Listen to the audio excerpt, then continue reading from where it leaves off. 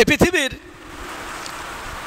সূচনা, এই পৃথিবীর সৃষ্টির সূচনা এই কাবা, এই বাইতুল্লাহ, আল্লাহর ঘর। বর্তমানে যেখানে কাবা ঘর, আল্লাহ তাআলা পৃথিবীর সৃষ্টির সূচনা এখান থেকে শুরু করেন। পৃথিবীর সৃষ্টির সূচনার আগে এ গোটা পৃথিবী ছিল পানি আর পানি, পানি আর পানি। এই সমস্ত পানি ভাসমান ছিল গোটা পৃথিবী। পৃথিবী নামক, জমিন নামক কোনো জায়গা ছিল না, শুধু পানি আর পানি। আল্লাহ পাক জমিন বানাইতে চাইলেন, পৃথিবী বানানোর চিন্তা করলেন। এরপর কিতাবে এসেছে আল্লাহ পাক সমস্ত পানিগুলোকে একটা নাড়া দিলেন। সমস্ত পানিগুলো যখন নাড়া দিলেন, সমস্ত পানিগুলো ভন ভন করে ঘুরতে লাগলো। পানিগুলো যখন ঘুরতে লাগলো, তখন সমস্ত পানির মাঝখানে ঘুরতে ঘুরতে ঘুরতে ঘুরতে একটা ফেনা তৈরি হলো। এবং যত খনিজ পদার্থ ছিল, যত মূল্যবান মাটির ভেতরে যত সম্পদ আছে, সমস্ত সম্পদগুলো সেই পানির মাঝখানে এসে জড়ো হতে লাগলো। বলেন সুবহানাল্লাহ।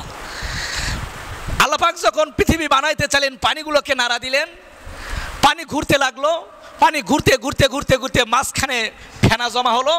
পানির মধ্যে যত খড়কুটা ছিল, খড়কুটা বলতে যত খনিজ পদার্থ ছিল, মাটিও জিনিস যত দ্রব্য ছিল, সমস্তগুলো মাঝখানে জমা হলো। এটা কেমন?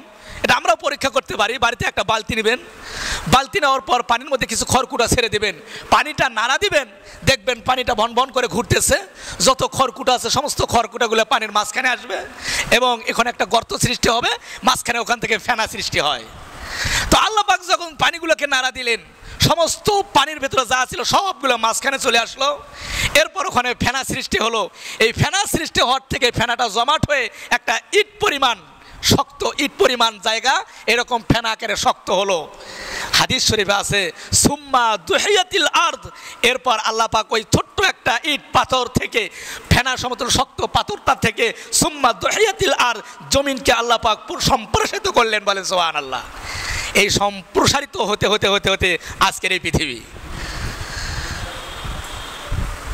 তো ওই যে জায়গায় মাঝখান, যে জায়গায় সব কিছু জড়ো হয়েছিল, মূল ফেনা জমা হয়েছিল, ওই জায়গাটি কাবা ঘরের ভিত্তি। ওই জায়গায় হচ্ছে কাবা ঘর স্থাপন করা হয়েছে। পৃথিবীর যত স্বর্ণ বলেন দ্রব্য, যত স্বর্ণ, রূপা, কয়লা আর যত ধাতু রয়েছে, সমস্ত ধাতুর মূল পয়েন্ট হলো এ কাবা শরীফের নিচে, ওই যে মাঝখানে জমা হয়েছিল। এই জন্য পৃথিবীর মাটির নিচে যত সম্পদ আছে, সমস্ত সম্পদের, খনিজ পদার্থের, সম্পদের, ধাতুর মূল গোড়া গিয়ে একটা হয়েছে, জমা হয়েছে, একত্রিত হয়েছে, সেটা হচ্ছে কাবা শরীফের নিচে।